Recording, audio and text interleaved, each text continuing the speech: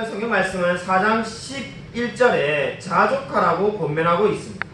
이 자족에 반대되는 말이 우리 지난주에 이미 살펴본 염려하다는 말이 되겠습니다. 우리 지난주에 이미 살펴본 대로 빌립보서 4장 6절은 아무것도 염려하지 말라라고 말씀하였습니다. 오늘 지금 성경 말씀은 그 주제가 계속 이어지고 있습니다. 아무것도 염려하지 말라는 말은 생계를 위하여 아무 신경을 쓸 필요가 없다는 뜻이 결코 아닙니다. 하나님께서 내 모든 앞길을 책임지실 거기 때문에 나는 할 일이 아무것도 없고 가만히 있으면은 하나님이 다 해주신다는 뜻이 아무것도 염려하지 말라는 뜻이 결코 아닙니다. 여러분 디모데전서 5장 8절을 한번 살펴보시기 바랍니다. 네, 우리 디모데전서 5장 8절을 찾겠습니다. 디모데전서 5장 8절입니다. 디모데전서 5장 8절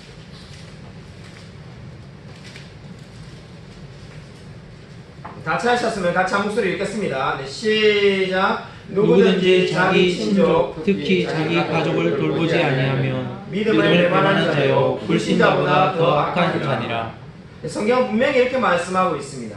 자기 가족을 돌보지 아니하면 믿음을 배반한 자고 불신자보다 더 악하다는 겁니다.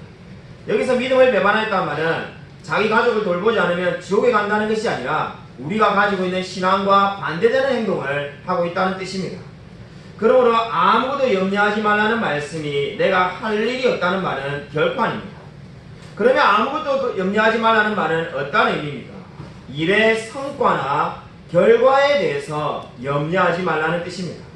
저와 여러분이 뭔가 일을 시작했는데 이 결과가 어떻게 될지, 성공을 할지 실패할지 염려하지 말라는 겁니다. 직장에 취업을 했는데 내가 과연 3년 뒤에도 다닐 수 있을지, 또는 내가 사업을 시작했는데 망할까 성공할까 염려하지 말라는 뜻이 되겠습니다. 여러분 염려라는 말은 헬라어를 보면은 마음이 갈기갈기 찢어진다는 뜻을 담고 있습니다. 그러니까 헬라어 원어만 보아도 이 염려가 얼마나 안 좋은지 알 수 있습니다. 실제로 우리가 염려해보면 그렇지 않습니까? 마음이 갈기갈기 찢어집니다. 염려하는데 마음이 하나로 뭉쳐지는 사람은 아무도 없습니다. 얼마나 그 마음을 갈기갈기 찢는지 모릅니다. 근데 헬라어 원어도 그 뜻 그대로 되어 있습니다. 염려는 마음을 갈기갈기 찢는 것입니다. 근데 하나님께서는 왜 우리에게 자족을 해라고 합니까? 마음이 하나님께로 향해 있는 평온한 상태가 자족이기 때문에 오늘 11절 말씀에 자족하라고 권면하고 있습니다. 시편 37편 5절에는 내 길을 여호와께 맡겨라는 말씀이 있습니다. 그 말씀이 바로 자족하라는 뜻입니다. 내 모든 길을 주님께 맡기면 어떻게 되겠습니까? 자기의 삶에 만족하며 자족할 수가 있습니다. 여러분 우리가 할 일이 무엇입니까? 그것은 걱정을 주님께 맡기는 것입니다. 하나님께서 하실 일이 우리를 돌보시는 것입니다. 그러므로 나의 문제를 가지고 끊임없이 걱정하고 염려하는 것은 무엇이 됩니까? 주님이 하실 일을 내가 대신해서 하겠다는 뜻이 되는 겁니다. 주님이 하실 일이 저와 여러분을 돌보시는 것이라고 시편 37편 5절과 그리고 성경의 많은 구절에서 말씀하고 있습니다. 근데 끊임없이 내가 나의 미래를 가지고 염려하는 것은 하나님이 하실 일로 만족할 수 없기 때문에 내 미래를 내가 걱정하며 내가 해결하겠다는 뜻밖에 되지 않는 겁니다. 다르게 말하면은 내가 나의 모든 미래를 염려하는 것은 하나님을 모욕하는 것이 되는 것입니다. 그것이 바로 오늘 성경이 말하는 아무것도 염려하지 말라는 말씀의 의미였습니다. 여러분 오늘 성경이 말하는 아무것도 염려하지 말라는 말씀 다음에 우리가 지난주에 살펴본 것처럼 기도와 간구와 감사함으로 하나님께 아뢰라는 말씀이 있었습니다. 근데 그 다음에 이제 나오는 말씀이 뭡니까? 이제 자족하라는 말이 나오고 있습니다. 흥미롭게도 이 사이에 하나의 말씀이 생략되었다라고 주장한 청교도가 있었습니다. 토마스 왓슨이라는 청교도는 이 지금 7절과 8절 사이에 한 말씀이 생략되었다라고 주장하였습니다. 물론 정말로 생략됐는지 생략되지 않은지 우리가 알 수는 없습니다. 근데 토마스 왓슨은 논리 구조상 그렇게 느껴진다는 겁니다. 300년 전에 토마스 왓슨이 이렇게 말을 하였습니다. 지금 왜 갑자기 자족이 나오겠는가? 아무것도 염려하지 말고 기도하라는 그 말씀에 대해서 분명히 많은 사람들이 바울에게 항의를 했을 거라는 겁니다. 무슨 항의를 했을까요? 그 내용을 토마스 왓슨은 이렇게 추측하였습니다. 당신은 자기도 할 수 없는 일을 가르칩니까? 지금 바울 시대 사람들이 바울에게 그렇게 따졌다는 거죠. 지금 아무것도 염려하지 말고 기도하라는 그 말에 당신은 자기도 할 수 없는 것을 가르칩니까? 너도 걱정이 많이 찾아오는데 기도할 수 있겠냐는 겁니다. 바울 당신은 걱정하지 않고 살 수 있습니까? 이렇게 물었을 거라고 토마스 왓슨이 추측하였습니다. 아마도 충분히 이런 반응이 있을 수 있지 않겠습니까? 우리도 아무도 염려하지 않은 말하는데 아마 비슷한 반응을 보일 수 있습니다. 누가 염려하지 않고 살 수가 있겠습니까? 근데 그 말에 대한 대답이 바로 오늘 성경의 11절 말씀입니다. 나는 어떠한 형편에 있든지 자족하기를 배웠다는 겁니다. 염려가 찾아오지만은 하나님께 기도할 수 있는 이유가 이제 자족하기를 배웠기 때문에 자기는 기도하며 감사하며 나아갈 수 있다는 겁니다. 여러분, 이 말 중에 제일 중요한 단어는 배웠다는 말에 여러분 주목해 보시기 바랍니다. 저 배웠다는 말이 어떤 의미를 담고 있습니까? 배웠다는 말은 마치 우리가 스승이 제자에게 모든 것을 가르쳐 주는 것처럼 전수받았다는 의미를 담고 있습니다. 마치 우리가 요리하는 법을 배우려면은 요리를 잘하는 사람을 찾아가 가지고 그 사람에게서 모든 것을 배우며 나아가야 됩니다. 그렇게 하는 것이 바로 지금 배웠다는 말의 의미가 되겠습니다. 근데 이것을 배웠다고 말을 하는 거죠. 자족이 뭔데 배우려고 할까요? 여러분, 자족이란 말은 여러분 거기에 필요하신 분들은 써놓으십시오. 만족하다는 것이 원어의 의미입니다. 그러니까 여러분이 기분이 좋은 일이 있을 때, 행복할 때 어떻습니까? 만족하시죠. 이렇게 만족해서 어떻습니까? 마음이 확 평안한 상태. 그 상태가 바로 자족입니다. 근데 그 상태는 우리 시대로 말하면 어떤 생각이 듭니까? 만족이라는 게 느끼는 거 아니겠습니까? 그죠? 맛있는 음식을 먹고 나니까는 이거 10,000원짜리로서는 충분한 가치가 있다. 만족하는 거예요. 차를 샀는데 20,000원짜리보다 정말로 가치 있는 차를 샀다. 만족하죠. 우리 시대에 우리가 생각하는 만족이라는 것은 느낌입니다. 근데 자족이라는 게 느낌이면 어떻게 말해야 되겠습니까? 내가 그 어떠한 형편에서든지 나는 자족하기를 느꼈노니 이렇게 말해야 될 것 같은데 성경이 그렇게 말하고 있지 않습니다. 배웠노니라고 지금 말을 하고 있습니다. 느낌을 뭘 배울까? 왜 이렇게 말을 하고 있을까요? 여기 오늘 성경이 말하는 위대한 진리가 있습니다. 아니, 만족하는 것은 느끼는 건데 왜 그걸 배우라고 말을 하는가? 전혀 일치하지 않지 않습니까? 왜 배우라고 말하겠습니까? 인간의 본성과 다르기 때문입니다. 여러분, 죄 짓는 일은 굳이 배우지 않아도 저절로 할 줄 압니다. 아이에게 남의 물건을 훔치거나 자기 게 아닌데도 자기 거라고 우기는 거 가르쳐주지 않아도 태어나면은 한두 살 되면 벌써 다 할 줄 압니다. 그런데 왜 자족하는 것을 배우라고 합니까? 우리의 느낌과 본성과 일치하지 않기 때문입니다. 우리의 본성은 뭡니까? 많이 가져야 좋습니다. 언제 만족합니까? 많은 것을 가지고 많은 것을 누리고 우리가 이게 부유해질 때 만족하며 기분이 좋습니다. 근데 왜 자족하는 것을 배워야 된다는 겁니까? 우리가 없을 때도, 이제 12절에 나오지만은 비천에 처할 때도 자족하려면은, 만족하려면은 그 우리의 본성을 거슬려야만 합니다. 본성을 거슬리려면 어떻게 해야 됩니까? 배울 수밖에 없다라고 성경이 말을 하고 있습니다. 여러분, 배운다는 단어에 주목하여 보십시오. 듣는다라고도 말하고 있지 않습니다. 여러분, 믿음은 들음에서 납니다. 그런데 자족은 어떻게 되는 겁니까? 배워야 되는 이유입니다. 배워야 된다라고 지금 성경이 말을 하고 있습니다. 많은 그리스도인들이 자족하지 못합니다. 믿음이 나빠서 자족하지 못하는 게 아니라 믿음이 좋은 사람도 자족하지 못하는 사람들이 너무나 많이 있습니다. 그 이유가 성경에 보면 어떻게 되어 있습니까? 배우지 않았기 때문입니다. 어느 날 가만히 그냥 있으면은 10년 신앙생활 하면은 저절로 자족하는 사람이 결단코 되어 있지 않습니다. 우리 주위에 자족을 잘하는 그리스도인을 보았습니까? 그 사람은 그만큼 많은 노력을 지금까지 한 겁니다. 어느 날 갑자기 자족하는 사람이 될 수가 없습니다. 그러므로 자족한다는 것은 무엇입니까? 자기를 부인한다는 것을 말합니다. 자신의 뜻을 따르지 않고 하나님의 뜻을 따르는 것이 자족입니다. 우리가 가만히 있으면 죄를 사랑하며 자기의 뜻대로 살 수밖에 없습니다. 한마디로 말해서 자족이란 게 뭡니까? 자기의 모든 욕망과 정욕을 십자가에 못 박는 것이 자족입니다. 여러분, 이제 자족이 무엇인지는 설명을 드렸고, 우리가 그러면 자족해야 될 이유가 무엇입니까? 자족해야 될 이유를 살펴보도록 하겠습니다. 오늘 빌립보서에는 자족해야 될 이유가 없이 그냥 당연히 자족해야 되는 것처럼 바울은 말을 하고 있습니다. 자족해야 될 이유가 히브리서 13장 5절에 나와 있습니다. 우리 히브리서 13장 5절을 같이 한 목소리로 읽겠습니다. 히브리서 13장 5절을 찾아봐 주시기 바랍니다.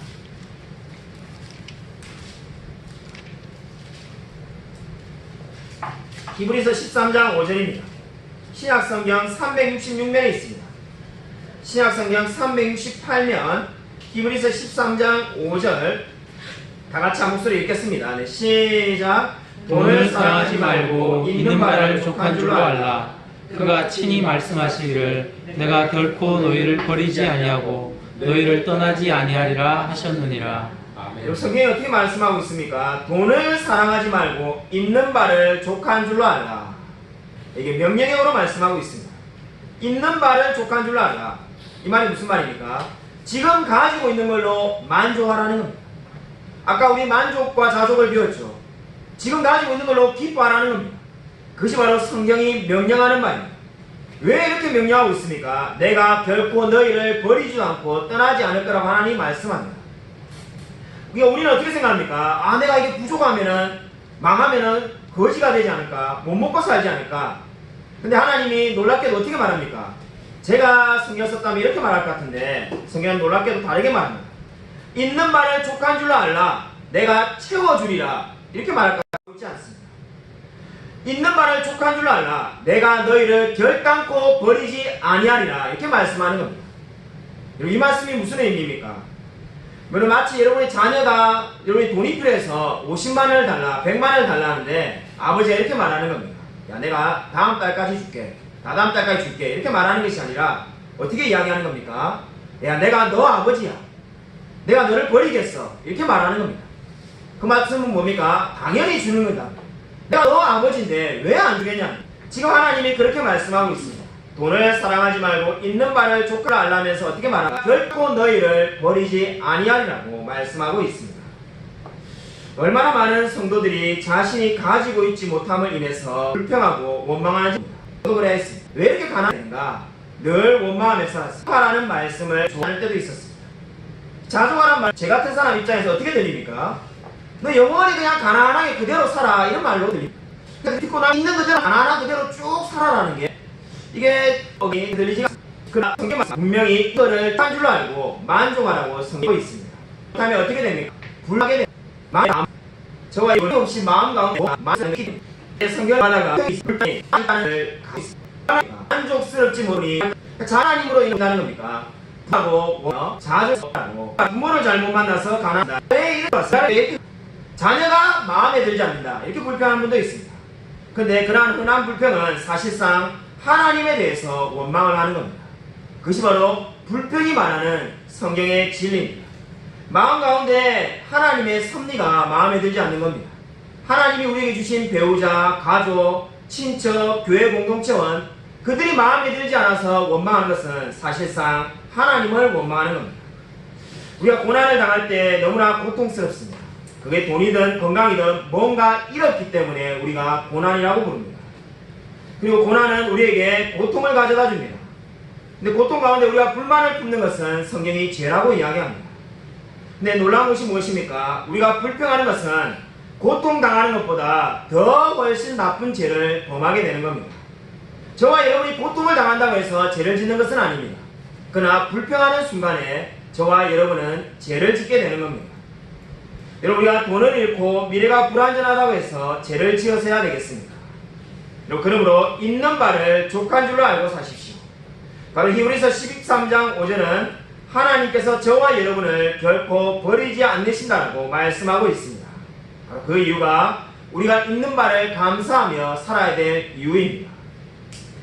저는 지금 최근에 드림부에서 우리 주일학교 드림부에서 산상수훈을 설교하고 있습니다. 현재 5장을 설교하고 있는데 제가 미리 공부하기 위해서 6장까지 제가 지금 공부를 하고 있는데 마태복음 6장을 공부하다가 오늘 지금 말씀드리고 있는 자족과 염려에 대해서 놀라운 진리를 한 가지 깨닫게 되었습니다. 우리 마태복음 6장 25절과 31절을 한번 찾아보겠습니다. 우리 마태복음 6장 신약성경 8면입니다. 마태복음 6장 25절과 31절을 읽겠습니다. 25절부터 31절을 다 읽는 것이 아니라 25절과 31절만 읽겠습니다.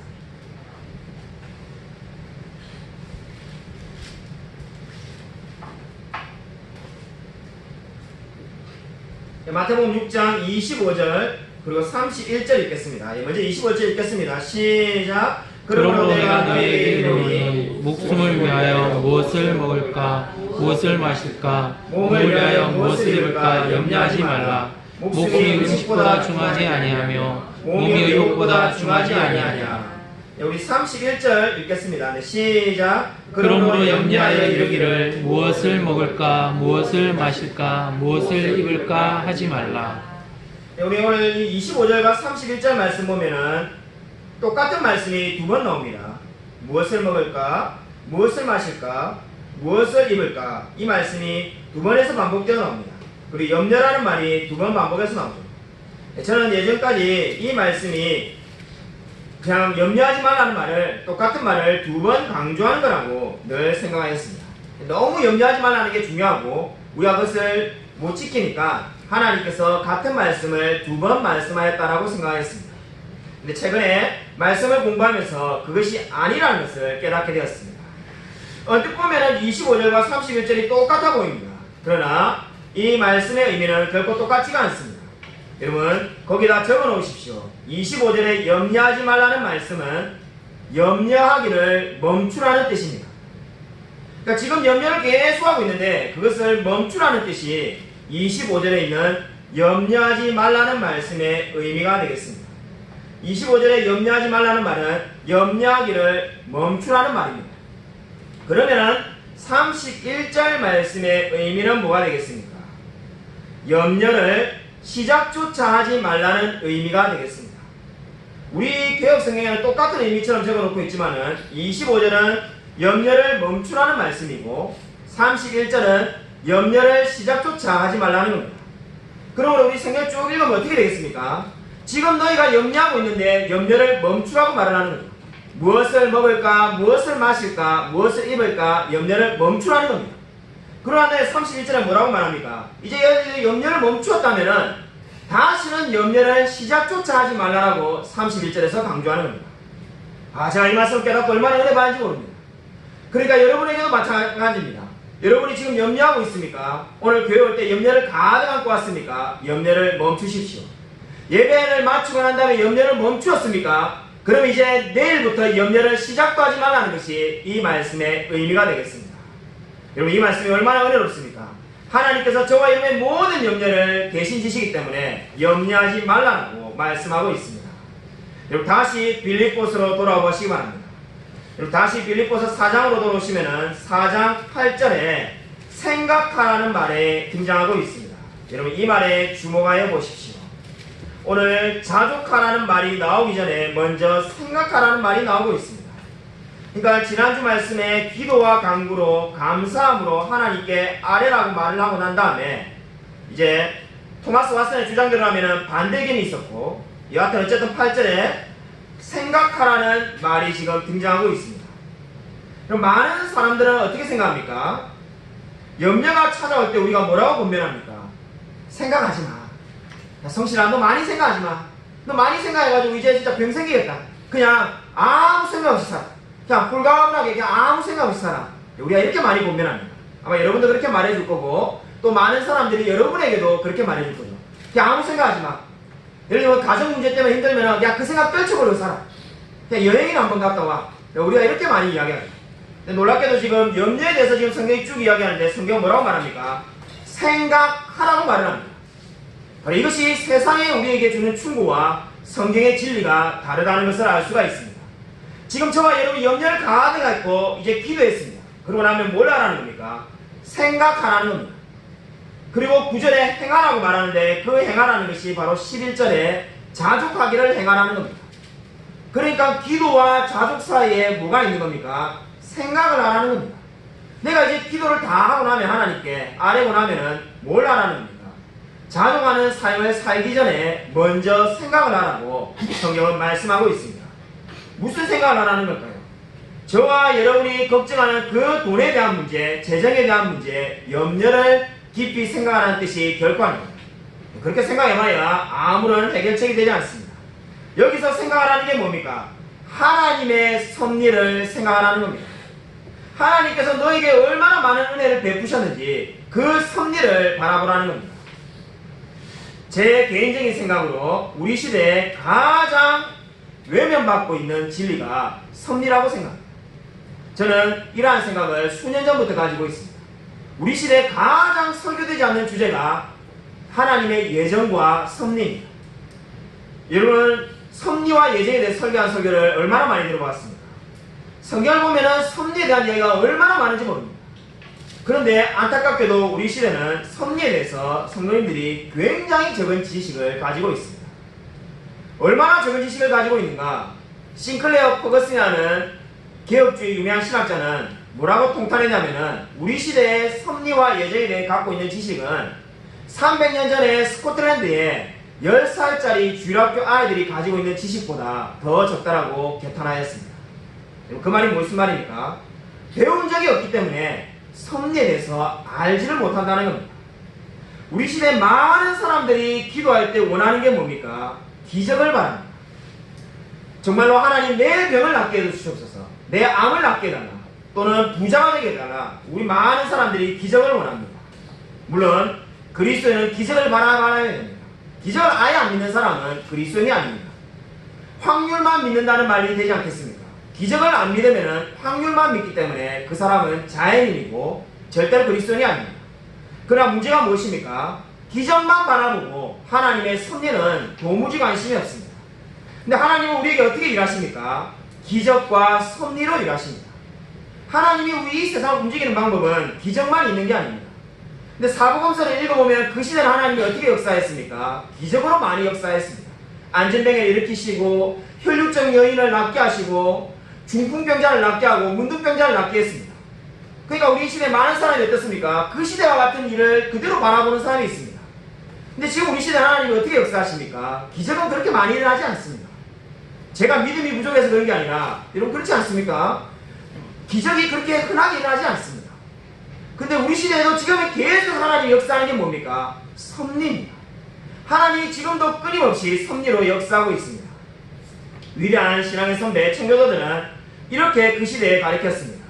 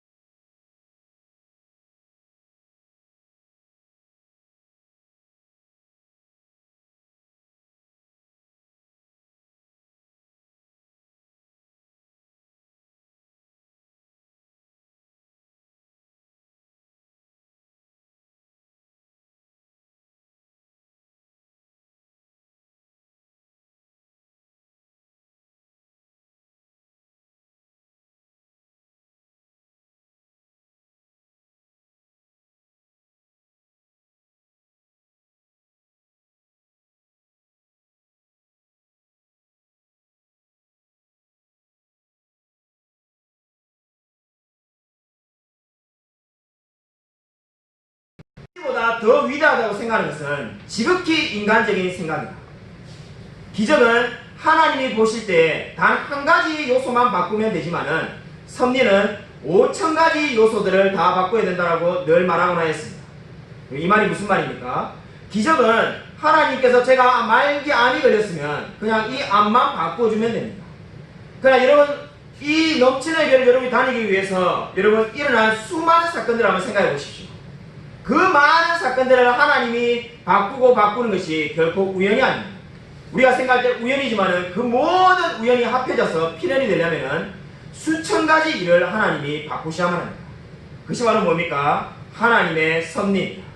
그러나 안타깝게도 어떻습니까? 우리는 하나님이 기적에서 말기 암 환자가 나오면은 간증하고 감사하며 할렐루야 하지만은 그냥 우연히 일치가 겹친 것 같은 그 필연은 전혀 감사하지 않습니다. 그것이 바로 뭡니까? 하나님의 섭리를 모르기 때문입니다. 그러나 오늘 성경은 어떻게 말하고 있습니까? 하나님의 섭리를 생각하라는 겁니다. 하나님의 섭리를 잘 알기 위해서 저와 여러분 룻기 1장 20절부터 22절을 한번 찾아보겠습니다. 룻기 1장 20절부터 22절입니다. 구약성경 룻기 1장 20절부터 22절입니다. 구약성경 403쪽에 있습니다. 구약성경 403면 룻기 1장 20절부터 22절 같이 한 목소리로 읽겠습니다. 시작. 나오미가 그들에게 이르되 나를 나오미라 부르지 말고 나를 마라라 부르라. 이는 전능자가 나를 심히 괴롭게 하셨음이니라. 내가 풍족하게 나갔더니 여호와께서 내게 비어 돌아오게 하셨느니라. 여호와께서 나를 징벌하셨고 전능자가 나를 괴롭게 하셨거늘 너희가 어찌 나를 나오미라 부르느냐 하니라. 나오미가 모압 지방에서 그의 며느리 모압 여인 룻과 함께 돌아왔는데 그들이 보리 추수 시작할 때에 베들레헴에 이르렀더라. 아멘. 우리가 잘 알다시피 룻기는 사사기와 같은 시대의 책입니다. 룻기가 은혜로운 이유가 어디 있습니까? 사사기는 이스라엘 전체를 다루고 있는 책인데 룻기는 이스라엘의 한 여인, 한 가정에 지금 집중하여 말씀을 전하고 있습니다. 우리가 잘 알다시피 이 나오미는 흉년이 들어서 모압 땅에 내려가서 거기서 남편도 죽고 자식도 죽고 한마디로 말해 그냥 쫄딱 망했습니다. 이 쫄딱 망해가지고 이 베들레헴에 돌아왔습니다. 뭐 우리 시대 같으면은 나오미와 그의 모압 여인 룻 며느리 둘이서 열심히 뭔가를 일을 해서 살면 되지 않겠습니까? 뭐 식당에 가서 일을 하든 신문을 배달하든 무슨 일을 하든지 살면 됩니다. 근데 문제가 무엇입니까? 이 고대 시대는 여자가 이렇게 홀로 되면은 죽기에 딱 알맞습니다. 그러니까 지금 나오미가 지금 20절에 뭐라고 반응합니까? 이제 자기의 이름을 나오미라 부르지 말고 마라라 불러달라고 말을 하고 있습니다. 나오미의 이름의 뜻은 희락이고 마라는 괴로움입니다. 그러니까 나오미가 얼마나 괴로운지를 지금 알 수가 있습니다. 마라라고 불러달라는 이유가 어디 있습니까? 자기 인생을 이제 완전히 망했다는 겁니다. 근데 그 마라라고 불러달라고 말하고 난 다음에 20절에 보시면은 괴롭게 하셨거니라는 말이 나옵니다. 21절에도 괴롭게 하셨거니라고 나오죠. 전능자가 나를 심히 괴롭게 하셨다는 말이 20절과 21절에 두 번이나 반복적으로 나옵니다. 이 말이 나오미의 마음을 그대로 반영해주고 있습니다. 나를 괴롭게 하셨다는 그 말씀에 괴롭게 하셨다는 말의 의미가 뭡니까? 원의 의미는 하나님께서 나오미를 코너에 몰아넣고는 흠씬 때려줬다는 의미가 되겠습니다. 그러니까 하나님께서 나오미와 싸웠다는 것이 원의 의미입니다. 나오미가 어떻게 하나님과 대항해서 이길 수가 있겠습니까? 그러니까는 지금 이 의미는 뭡니까? 마치 우리 힘이 있는 사람이 힘이 없는 사람을 저 한쪽 구석에 몰아넣고는 일방적으로 때렸다는 겁니다. 지금 나오미가 느끼기에 하나님께서 자기를 모압이라는 코너에 몰아넣고는 그냥 사정없이 흠뻑 두들겨줬다는 겁니다. 하나님을 원망하는 마음이 강하게 나타나고 있습니다. 오늘 우리가 지금 자족이라는 말씀을 배우고 있는데 자족과는 정반대로 하나님께 불평하며 끊임없이 원망하고 있습니다. 그래서 지금 이 말하라 불러달라는 말이 뭡니까? 하나님께 들으라고 말씀하는 겁니다. 제 인생은 괴로움이 아닙니까? 당신이 나를 이렇게 괴롭게 했다라고 원망하고 있습니다. 그러나 이러한 판단은 잘못된 겁니다. 여러분, 하나님께서 오히려 나오미를 어떻게 지금 베들레헴을 인도했습니까? 6절에 보시면은 하나님께서 그 말씀을 듣게 하심으로 지금 그 여인이 모압 지방에서 여호와께서 자기 백성을 돌보시사 그들에게 양식을 주셨다함을 듣고 나오미가 베들레헴에 돌아왔습니다. 그러니까 지금 나오미는 자기가 원하는 대로 모압 땅에 갔지만은 그 망해가지고 힘들어 있는 그 나오미에게 하나님의 말씀이 들려옵니다. 그래서 나오미가 어떻게 합니까? 베들레헴에 돌아왔습니다. 그뿐만 아니라 하나님은 어떻게 하셨습니까? 22절을 보면은 어떤 때 지금 베들레헴에 돌아왔다고 말합니까? 중요한 말씀이 있습니다. 보리 추수를 시작할 때에 베들레헴에 돌아왔다라고 말씀하고 있습니다. 이 말씀이 왜 중요합니까? 구약시대에 농가 밭에서 추수할 때는 그 모퉁이에 있는 모든 양식들은 배면되지 않았습니다. 뵐 수가 없었습니다. 왜냐하면 그 모퉁이 부분에 있는 양식은 다 과부와 고아를 위하여 예배해 둔 거기 때문입니다. 그러면은 이 과부와 고아는 괜찮은가? 그것도 추수할 때야만이 얻어먹을 수가 있습니다. 근데 놀랍게도 지금 어떻게 되었다고 말합니까? 하나님의 섭리가 얼마나 놀랍습니까? 우연히 그냥 나오면 이제 베들레헴에 가야 되겠다. 모압에서 못 살겠다 생각해서 우연히 돌아온 것 같은데 볼이 추수할 때에 도착했다라고 말씀하고 있습니다. 세상이 보기에 우연이지만은 이 모든 것이 다 하나님의 섭리입니다. 하나님이 지금 나오미와 룻에게 이렇게 섭리하고 있습니다. 오늘 룻기 1장 22절은 바로 하나님의 섭리가 얼마나 그들에게 은혜를 미쳤는지를 보여주고 있습니다. 그러나 안타깝게도 어떻습니까? 나오미는 전혀 감사하지 않습니다. 그저 자신이 망했고 가난하고 남편과 자식이 죽었다는 것만 생각하고 끊임없이 비관하며 원망하고 있습니다. 여러분, 만약에 이 모든 하나님의 섭리를 알았다면 나오미는 결코 자신을 마라라 부르지 않았을 겁니다. 왜냐하면 우리가 이미 룻기를 통해 알고 있는 것처럼 이제 하나님은 나오미를 어떻게 사용하십니까? 룻을 통해서 보아스를 만나게 하시며 메시아가 그 집안에 탄생하게 하십니다. 여러분, 이 모든 것이 무엇입니까? 하나님의 섭리입니다. 나오미는 자신이 마라라고 생각했지만은 성경 그 어디에도 하나님은 나오미를 마라라고 부른 적이 없습니다. 그것이 무엇을 보여줍니까? 하나님은 히브리서 13장 5절이 말씀하는 것처럼 단 한 번도 나오미를 버리거나 포기한 적이 없으시다는 겁니다. 사랑하는 여러분, 인생의 고난 가운데 있습니까? 하나님의 섭리를 바라보십시오. 그저 내가 돈이 없고 몸이 안 좋고 사는 것이 힘들다고 그냥 쉽게 원망하며 불평하지 마십시오. 그것은 죄를 짓게 되는 겁니다. 오늘 성경은 저와 여러분이 분명히 자족하며 살아야 된다고 성경은 명령형으로 말씀하고 있습니다. 여러분, 빌립보서로 돌아오셔서 4장 12절을 보십시오. 빌립보서 4장 12절에 유명한 말씀이 있습니다.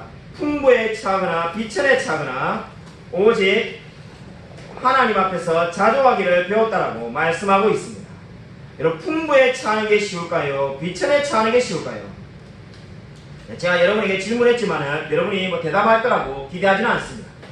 자, 중국에서 이번에 지난달에 강의할 때 똑같은 질문을 했는데 한 자매분이 맨 앞에 앉아가지고 제 앞에서 부자가 되는 것이 편하다고 큰 소리로 이야기했거든요. 그냥 솔직하게 대답해서 감사하다고 얘기했습니다. 아마 여러분이 대답은 못해도 저도 마찬가지로 생각합니다. 부자로 지내는 게 그래도 낫다라고 아마 다들 생각하실 겁니다. 근데 정답은 뭡니까? 풍부에 처하는 거나 비천에 처하는 거나 둘 다 힘듭니다. 아마 언뜻 생각하면 이해가 잘 되지 않을 겁니다. 아니, 비천에 처하는 게 힘들다는 건 다 알지만은 풍부에 처하는데 뭐가 힘들까? 아마 이렇게 생각하는 분들이 많을 겁니다. 여러분, 비천에 처하면 뭐가 힘듭니까? 직장에서 낮은 지위를 다 참아야만 합니다. 하고 싶은 것을 다 하고 살 수가 없습니다. 사고 싶은 것도 다 살 수가 없습니다. 그 모든 것을 다 참고 인내야만 합니다. 풍부에 처하면 뭐가 힘듭니까? 언뜻 생각하기에 힘든 것이 하나도 없어 보입니다. 그러나 특별히 비천에만 처해본 사람들은 평생 풍부에 처하면 모든 것이 좋아 보일 거라고 생각하는 분도 있습니다.